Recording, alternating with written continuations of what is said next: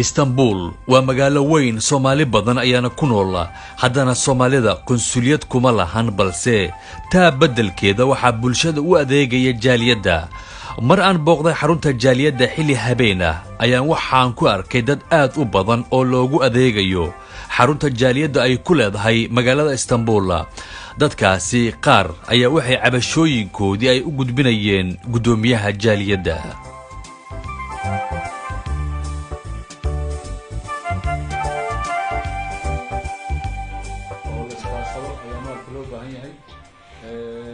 جاليدنا ساكو رئيسان إلى سنة بهذا الجرتا إلى يلي حفيز أي رمتي فرتي وقبلها كفرت وضع كتوكيدا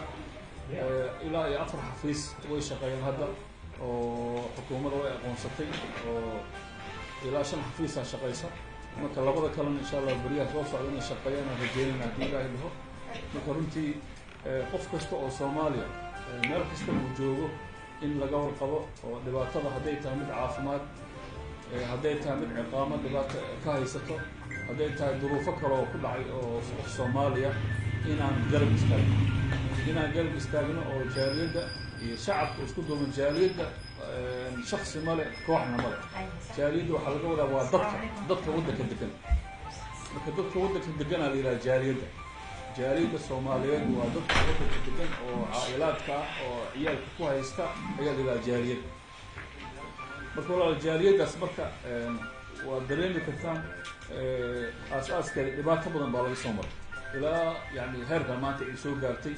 oo sharcigeeda uu dhamaaday ma sha Allah oo soo dhameystiray xafiisadeeda ilaa 5 xafiis maartay la furay ay shaqeynayaan hadda oo kii ugu dambeeyay hadda xafiiska ugu dambeeyay report hadda ay soo gudbiyay uu ahaa nin oday oo jira 75 sano jira oo loo diiday kibliga in kibliga ay soo qaaday jaaliyada Sparta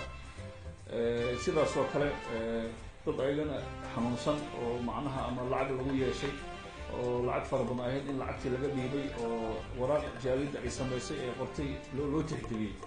waxa dareemaysaa kaliya marka tahay dad isku tagay way kala duwan tahay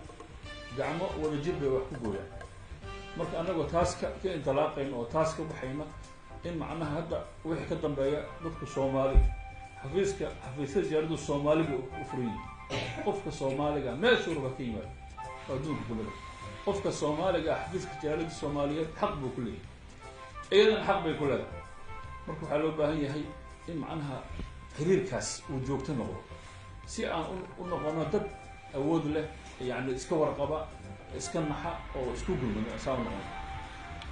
marka waa ogtiin maalmaha la soo dhaafo kale waxaan sameynay ardayda dugsi quraan baa laga hirgelinayaa jaaliyada qayb kamid ah marka iskuulista dugsigaas way socotaa waxaan faraynaa dadka caa'ilaadka ah oo ilmaha haysta inay ilmahooda ay soo qoraan khaasatan caa'ilaadka degan xaafadda Aksaraay iyo Yusuf Basha iyo Funduq Saada